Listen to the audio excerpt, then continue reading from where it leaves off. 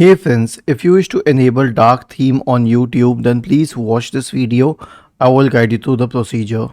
So open YouTube, click on your profile picture here, then select appearance. Now the thing with appearance is that it will select the device's theme automatically. So that's why it's showing dark theme even though I haven't selected dark theme. But you can change it to dark theme permanently. Now it will be independent of the theme on your system.